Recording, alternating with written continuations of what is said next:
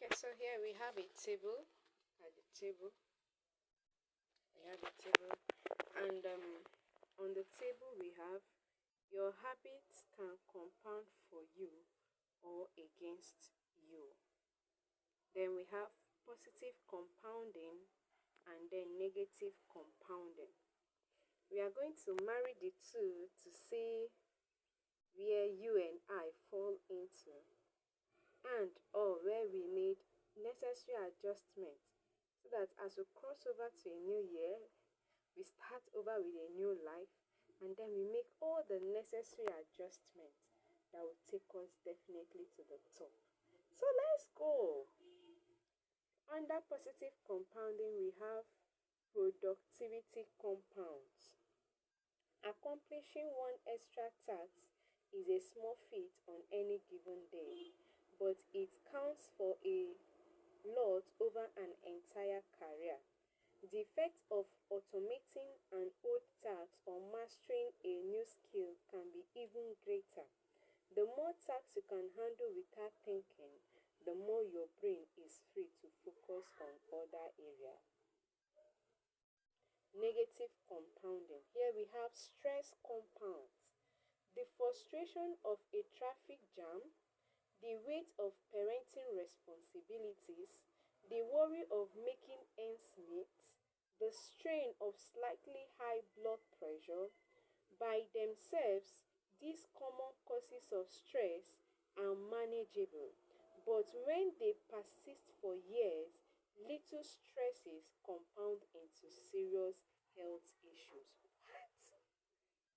Then we come over to the positive compounding where we have knowledge compound. Learning one new idea won't make you a genius, but a commitment to lifelong learning can be transformative. Furthermore, each book you read not only teaches you something new, but also opens up different ways of thinking about old ideas. As Warren Buffett says, that's how knowledge works. It builds up like compound interest. Did you hear that? We come back to negative compounding, and here we have negative thoughts compound. The more you think of yourself as worthless, stupid, or ugly, the more you condition yourself to interpret life that way. You get trapped in a thought loop. The same is true for how you think about others. Once you fall into the habit of seeing people as angry, unjust, or selfish, you see those kind of people everywhere. Then the last on the table, on positive compound, we have relationships compound. People reflect your behavior back to you. The more you help others, the more others want to help you. Being a little bit nicer in each interaction can result in a network of broad and strong connections over time. What? And then we come to the negative compounding. The last one, outrage compounds. Riots, protests, and mass movements are rarely the result of a single event. Instead, a long series of microaggressions and daily aggravations slowly multiply until one event tips the scale and outrage spread like wildfire. What progress is really like? What progress is really like? Imagine you have an ice cube sitting on the table in front of you. The room is cold and you can see your breath. It is currently 25 degrees. Ever so slowly, the room begins to heat up. 26 degree, 27, 28.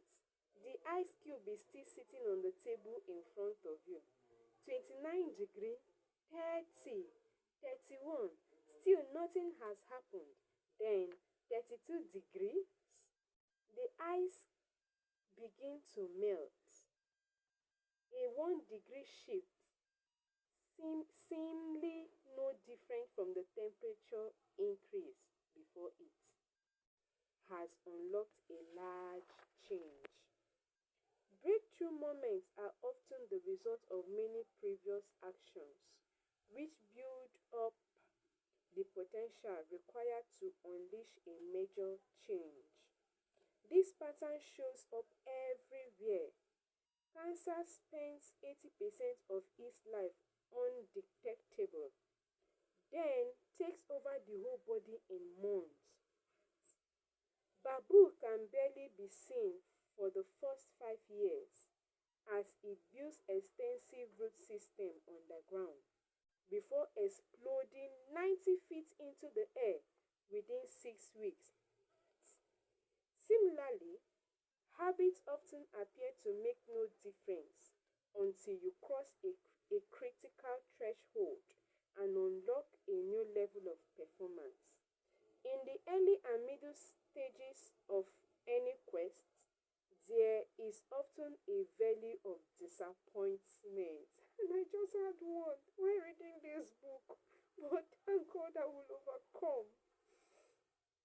You expect to make progress in a linear fashion, and it's frustrating how ineffective changes can seem during the first days, weeks, and even months. It doesn't feel like you're going anywhere. Pardon me? It doesn't feel like you're going anywhere. It's a hallmark of any compounding progress. The most powerful outcomes are delayed. The most powerful outcomes are delayed. This is one of the core reasons why it is so hard to build habits that last. I've seen it. People make a few small changes, fail to see a tangible result, and decide to stop. You think I've been running every day for a month? So, why can't I see any change in my body?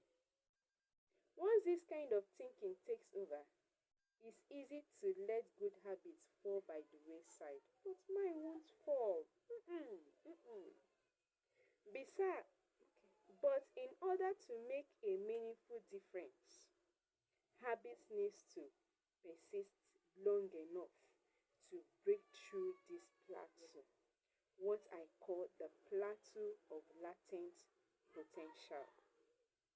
If you find yourself struggling to build a good habit or break a bad one, it is not because you have lost your ability to improve. It is often because you have not yet crossed the plateau of latent potential.